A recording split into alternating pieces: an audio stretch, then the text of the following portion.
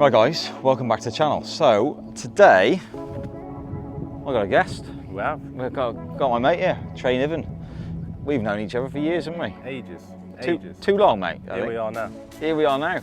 We actually did our the PGA training together, didn't we? We did, yeah.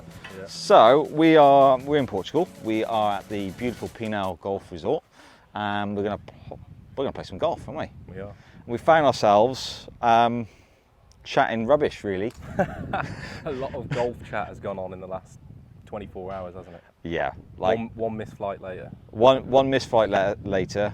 Honestly, 6 beers, and we're now into the huge diagnostics of what golf can do to us as humans, right? Yes.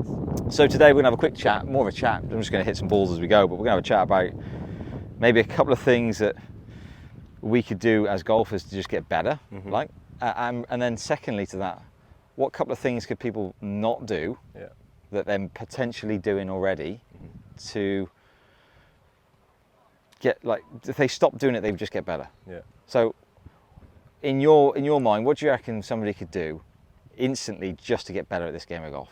Understand it a little bit more, concept of, well, ball flight. Let's go straight to ball flight. So I walk in for a lesson with Trey, right? Hi mate, I'm struggling on a block. Yeah. How do we educate that? Like, what's the first thing? Do we immediately start to think about, let's change their huge technique, or you're going to start off with concept? Yeah. So how do you go about that? I think firstly for me, I'd understand their concept of ball flight. Okay, is the block an issue? How are they hitting the block? Is the block an issue? Exactly. And there we go, first one. Aim left. Yeah. Aim left, and then I'd probably go straight in there with how do they understand the physics of it? So how is this thing hitting that thing to do that thing? I think for me. Oh, I couldn't agree more. I think I'm gonna piggyback that and say golfers in general have this notion that they have to, dare I say it, change their golf swing to play better golf. Yeah. I'm going to come to a golf lesson, therefore I'm probably going to be trying to change my technique. I think I could get most golfers to play instantly better golf by not changing their technique. And just like you say, make them aware of, by the way, are you just simply aware that your club path and face path lined up super neutral in this environment? Yeah. We could just have that understanding. And then you can choose if you want to aim a little bit left or push the ball position around to affect club face alignments, or even put an in-swing principle in this environment where you adjust that. Yeah.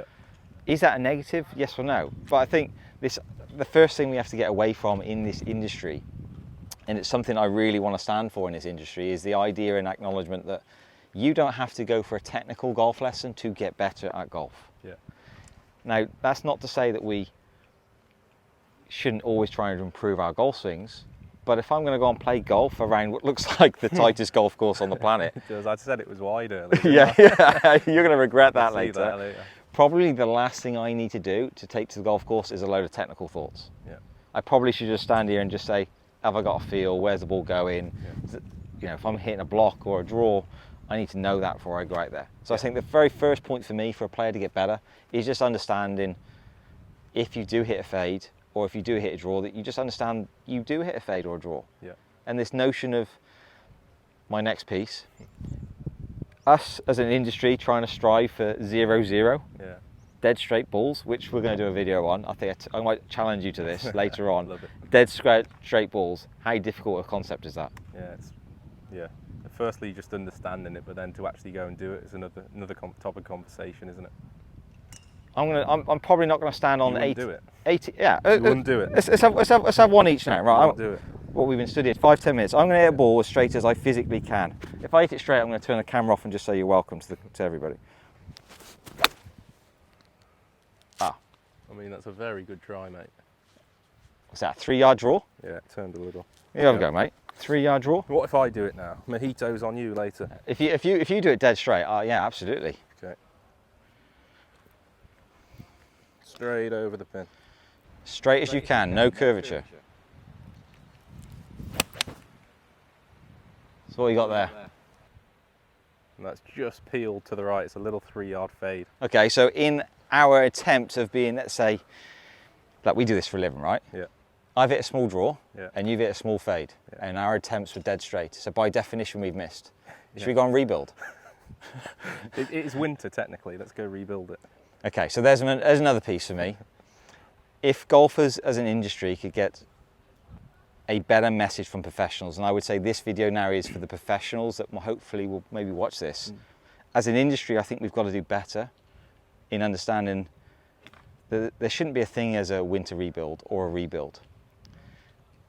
I definitely feel like golfers would get better is if we just nudged ourselves to a better performance. Yeah, 100%. So just little pieces, like enough for me to go and play golf with. Yeah. As an industry, I think going for golf lessons and golf coaches giving golf lessons based upon hugely technical components where genuinely, and like how often do we get this, where you ask the player to write down some notes and their notes are more than 3 sentences long. If you've got to write down three sets of notes, you've probably done, the lesson's probably too much to take to a golf course, right? As well, and it relates, I think golf coaches, they get lost up with, okay, they once was a player, but now they're a golf coach, all of a sudden it changes, they almost lose thought for the golfer. Absolutely. Because us as players, we've been players in the past, okay, not good players, not we good can players, play, right? Play, we can get it around the course, but how often do you go, think back to when you was playing tournament golf and you go out there with crazy swing thoughts and all these ideas and you can't get it around the thing, you can't get it around the course. You literally can't play golf, can you? So now why am I why would, not me, but possibly sometimes me, but why would I go out there and give somebody 1,000,001 swing thoughts? Definitely me. I've given that golf lesson. We've all done it. Yeah. But it's like, so there's my biggest thing from a golfer to get better. If you're a golfer to go to a golf lesson, go armed with some knowledge that you don't want to rebuild. Yeah. You want to go on a process that's going to just make you better, right? That's just got to be a simple idea, isn't it? Yeah.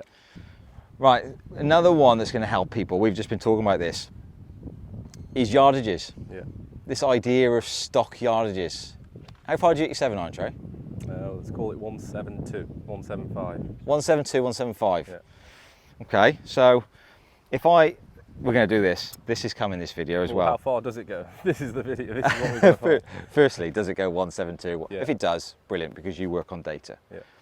Let's now track this back to the average recreational golfer trying to enjoy this game, and let's define it as 3-4 handicap all the way up to 18. Yeah.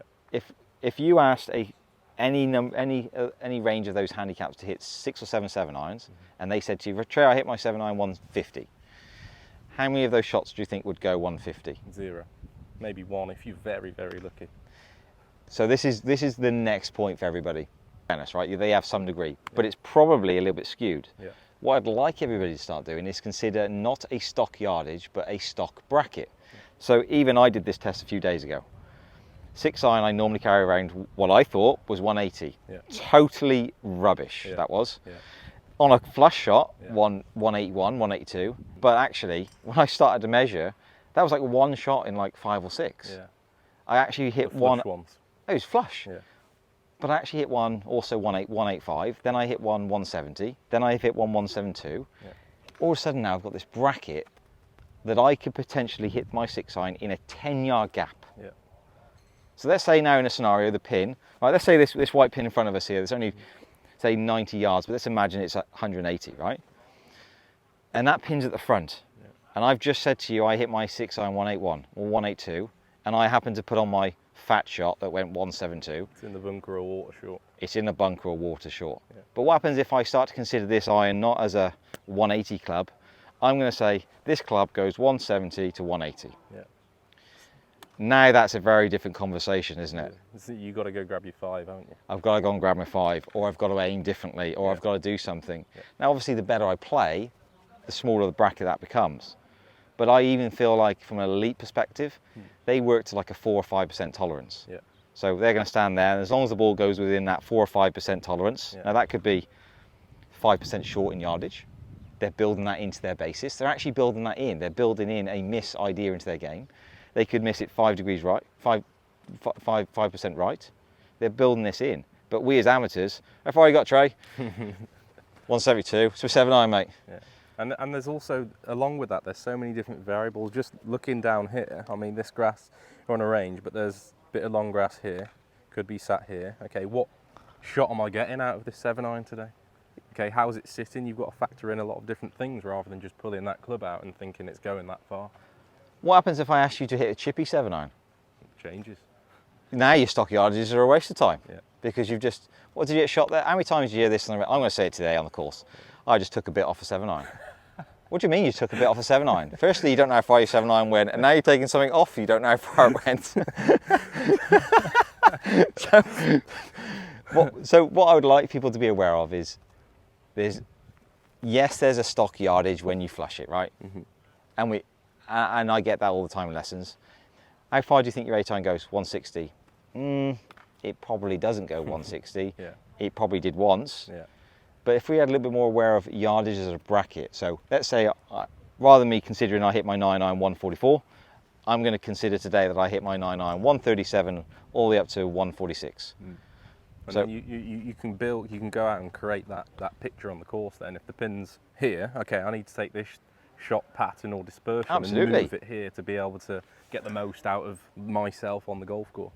So the whole shot becomes different, right? Yeah. So let's say the pin's right at the back as the last example on that. Let's say the pin's right at the back on 18. I have seen the drop off, by the way, so don't go long on 18. And we're going to say that that's 150. Then I probably shouldn't try and hit it 150. I just, in that scenario, I should just hit my 9-iron. Yeah, 100%. So I think if we can get away from the ideas of just a stock yardage, and if you're unsure about your yardage, go and get a gap in. But don't do an average. Yes. Average of the flushes. Yeah. Don't delete the oh, I didn't. That wasn't my golf swing. No. Let's keep that one in, and let's not take an average. So let's say you hit 10 shots. Don't take the average. Take your worst shot. Take your best shot. Find the mass between the two. If that's 8 yards or 12 yards or 4 yards or 5 yards, start to use that when you next play. That makes sense? Yeah. I think we'll leave it there. It's on the money, that one. That's on the money. I just got to find out how far I hit my 7-iron then. Let's find out.